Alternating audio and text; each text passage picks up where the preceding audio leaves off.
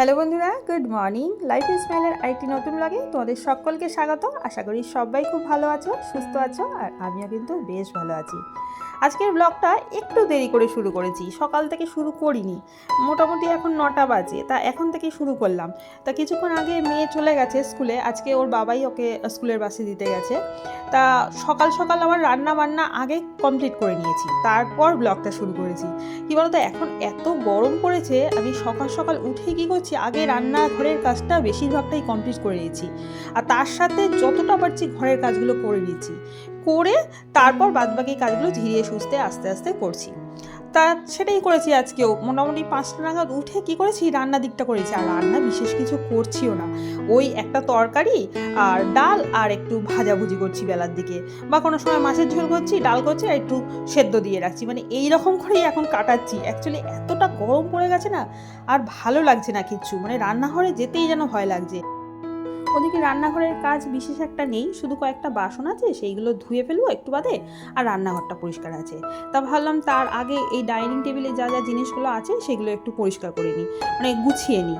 এখানে আমগুলো দেখো, আগের দিনই ওই জামাই ষষ্ঠী ছিল, তা ও কী করেছে, আম নিয়ে এসছে। ঠাকুরকে এবছরে আম দেওয়া হয়নি, তা আমি আম আর লিচু এবারে ঠাকুরকে দিলাম। প্রত্যেকবার দেওয়া হয়ে যায় এতদিনে, কিন্তু এবছরে আর দেওয়া হলো না। তারপর মাঝখানে ছিলামও না, আর লোকনাথ বাবার উৎসবও ছিল, সেই সময় দেওয়া হয়নি, সেই সময়ই একবারে দেওয়া হয়ে যায়।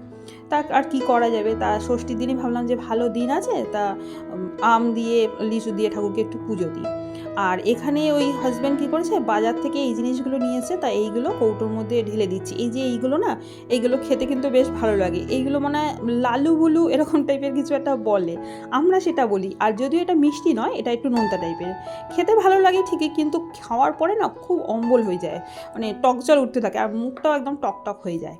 যাই হোক, ওইগুলো গুছিয়ে রেখে ডাইনিং টেবিলটা ভালো করে মুছে তারপরে চলে আসলাম এদিকে বিছানাটা পরিষ্কার করতে। কী বলতো, বিছানাটাও আমার তোলা হয়ে গেছিলো সকালে, কিন্তু তারপরে মেয়ে পড়তে বসছে যেহেতু, একটু তো কুচকে যায়। আর যেহেতু ঘর ঠর ঝাড় দেবো এখন, তা ভাবলাম একেবারে বিছানাটা ভালো করে টান টান করে নিই। আর একটু আধটু নোংরা তো থাকেই, কেন বাচ্চারা পড়তে বসলে একটু আধটু নোংরা থাকে দেখবে, তা সেটা ভালো করে পরিষ্কার করে নিচ্ছি। আর বিছানা তোলার সাথে সাথে ওই এক হাতে আমি সমস্ত ফার্নিচার যেমন প্রত্যেকদিন পরিষ্কার করি, পরিষ্কারও করে ফেলেছি। এখন আর গরমে সেইভাবে কাজ করছি না, কোনো রকমে একটা পরিষ্কার করার দরকার, ওপরে একটু পরিষ্কার করে রাখছি, আবার না করলেও নয়, কারণ যদি রেখে দিই তাহলে কী হবে, একটা সময় আমার প্রচুর চাপ পড়ে যাবে। তার থেকে আমি ওই বিছানা তোলার সাথেই একটা ডাস্টার থাকে, ওটা দিয়ে ভালো করে পরিষ্কার করে একেবারে চলে আসি, যেটুকু করার। আর এদিকে একটা এই যে ঘরটাতে চাদর একটা পেরেছিলাম ওপরে। অ্যাকচুয়ালি কী বলতো, আগের দিন রাতে না আমার মেয়ের ড্রয়িংয়ের স্যার এসেছিলেন, তা সেই সময় না এই চাদরটা যেটা পাতা রয়েছে সেটা একটু একটু মনে হচ্ছিলো নোংরা, আর একজন আসবে, তারপর আরও বাচ্চারা বসবে, একটা নোংরাই লাগে একটা নিজের। তাই এই চাদরটা যেটা আমি ভাঁজ করছি সেটা ওর ওপর দিয়ে পেতে দিয়েছিলাম। যাই হোক, সেই চাদরটা তুলে নিলাম, কারণ এখন যেটা পাতা রয়েছে সেটা এখন আর তুলবো না, দুদিন বাদে তুলবো। একেই আমার অনেক রয়েছে জামা কাপড় কাচার, একটু একটু করে কাচি তো রয়েছে, তা সেইটা যদি আবার তুলে ফেলি চাদরটা, তাহলে আমার মুশকিল হয়ে যাবে। তাহলে আমি দুদিন বাদেই তুলবো। আর এখানে এই যে চাদরটা পেতেছিলাম সেটা একেবারে তুলে রেখে দিলাম। আর যেহেতু আজকে তাড়াতাড়ি করেই সমস্ত কিছু হয়ে গেছে, তা এই সকাল থেকেই একটা টার্গেট নিয়েছিলাম, আজকে রান্নাঘরের কিছুটা অংশ পরিষ্কার করব। অ্যাকচুয়ালি রান্নাঘরের সামনের যে কয়েকটা তাক রয়েছে সেগুলো অনেক দিন ধরে পরিষ্কার হচ্ছে না, আর কয়েকটা জিনিস না আমি রান্নাঘরের জন্য কিনেছিলাম, তা সেইগুলো বার করা হচ্ছে না, মানে সব কিছুই হচপচ হয়ে রয়েছে। আর ঘুরে এসেও রান্নাঘরটা সেইভাবে ক্লিন করা হয়নি, তা ভাবলাম যে তাড়াতাড়ি যখন কাজগুলো হয়েই যাচ্ছে, তা রান্নাঘরটাও একেবারে পরিষ্কার করে নেবো, একটু সময় ধরেই করব। তাই কী করলাম, আগে ঘরের কাজগুলো করে নিয়েছি, এখন ঘর ঝাড় দিয়ে ঘরটা মুছে তারপরে একেবারে রান্নাঘরের ওই কাজগুলো করব। তাহলে সুবিধা হবে কী বলতো, এই যে ঘর ঝাড় দেওয়ার এই চিন্তাটা, ঘর মোছার যে চিন্তাটা, সেটা আর থাকবে না। রান্নাঘরটা ধীরে সুস্থে সুন্দর করে পরিষ্কার করে নিতে পারবো। আর এখন তো বিশেষ একটা বাজে না, মোটামুটি 9:30 পৌনে 10টা বাজে। আর এই যে দেখেছো রান্নাঘরের এই যে তাকটা দেখতে পাচ্ছ, ক্যাবিনেটের নিচে যে সরু অংশের তাকটা, এটার কি অবস্থা হয়ে রয়েছে দেখো। কৌটোগুলো মোটামুটি পরিষ্কারই থাকে, কী বলতো, একটু অগোছালো হয়ে যায় মাঝে মাঝে। অ্যাকচুয়ালি দরকারি জিনিসগুলো না আমি এখানেই রেখে দিই, যখন আমি রান্না করি তখন এখানেই সেটা থাকে, এখান থেকেই নিই, সেটা কী হয়, একটু অগোছালো হয়ে থাকে। তা ভাবলাম ওই জায়গাটা একটু পরিষ্কার করে নেবো, আর ওটা যেহেতু খোলা জায়গা, ওখানে একটু তেল ছিটছিটে থাকে, তাই সেটাকে একবারে পরিষ্কার করে, একবারে কৌটোগুলোও পরিষ্কার করে ঘরে সুন্দর করে সাজিয়ে নেবো।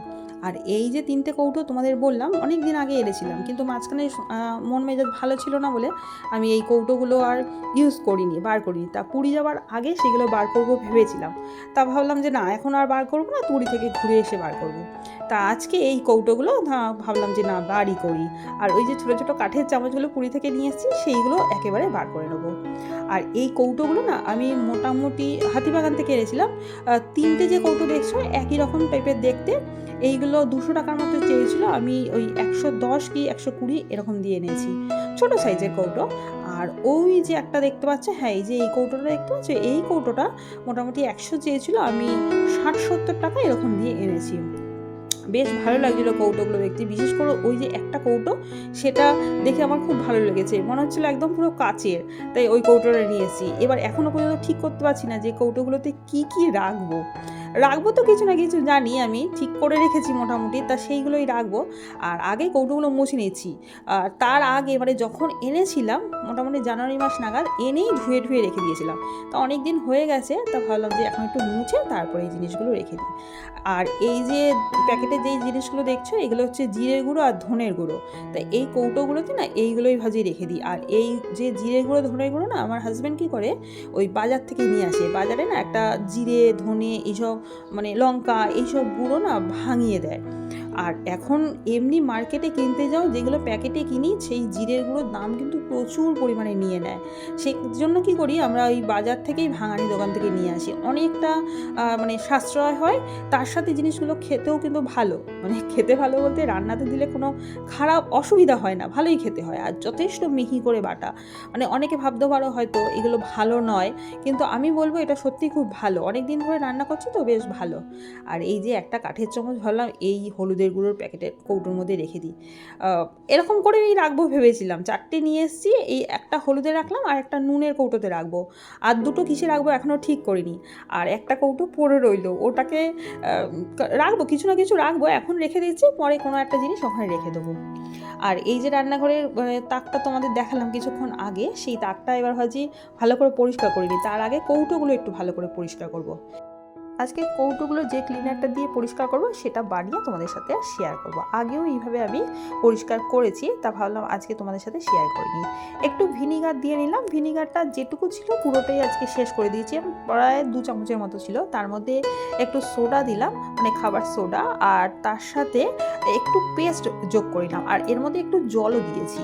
ভেবেছিলাম ভিম লিকুইড জেলটা দেবো, কিন্তু সেটা দিইনি, সেটা দিলে না একটা কৌটো পরিষ্কার করে না একটা কীরকম লতলতে ব্যাপারটা হয়, সেই জন্য ওটা দিলাম না। আর তোমরা তো জানো যে কোলগেট কিন্তু অনেক কিছু পরিষ্কার করতে সাহায্য করে, আমরা কিন্তু কোলগেট দিয়ে অনেক সময় স্টিলের ট্যাপও পরিষ্কার করি। আমি কীভাবে কৌটোগুলো পরিষ্কার করছি তোমরা দেখতে পাচ্ছ নিশ্চয়ই, একটা ছোট্ট কাপড়ের টুকরো ওটার মধ্যে ভিজিয়ে ভালো করে, তারপর কৌটোগুলো যে ওপরের অংশ যেখানটা তেল ছিটছিটে আছে সেটাকে ভালো করে মুছে নিয়েছি, মোছার পর তারপরে ভেজা কাপড়ের টুকরো দিয়ে কৌটোগুলোকে আবার ভালো করে পরিষ্কার করে নেবো। এতে কী হয়, এই যে দেখো ভেজা কাপড়ের টুকরো দিয়ে ভালো করে পরিষ্কার করে নিয়েছি। এরপরে এটা শুকোনোর জন্য একটা জায়গায় রেখে দেবো, কিছুটা হাওয়ায় শুকিয়ে গেলে তারপরে পুরো পরিষ্কার হয়ে যাবে। আর এইটা দেখেছো কত সুন্দর পরিষ্কার হয়ে গেছে। এই কৌটোটার ওপরের দিকটা একটু বেশ ভালোই তেল চিটচিটে হয়ে গেছিলো, অনেক দিন ধরেই পরিষ্কার হচ্ছিল না, তা আজকে দেখো বেশ ভালোই পরিষ্কার হয়ে গেছে। এত গরমে যখন কাজ করতে একদম ইচ্ছা করে না, রান্নাঘরের কৌটোগুলো এরকম পড়ে আছে দেখতে পাচ্ছি, তখন কিন্তু এই লিকুইড জেলটা বেশ কাজে লাগে। এই জেলটা দিয়ে কিন্তু অনেক কিছু পরিষ্কার হয়ে যায় না, অনেক জিনিস থাকে না যে পড়ে রয়েছে রান্নাঘরে কৌটোগুলো, কিন্তু পরিষ্কার হচ্ছে না, বা ইচ্ছেও করছে না, এই সব গরমে এত কাজ করতে ভালো লাগছে না, তখন এই রকম করে একটা লিকুইড জেল বানিয়ে সেটা দিয়ে এরকম করে ঘষে পরিষ্কার করে নিলে কিন্তু বেশ সুন্দরই পরিষ্কার হয়ে যায়।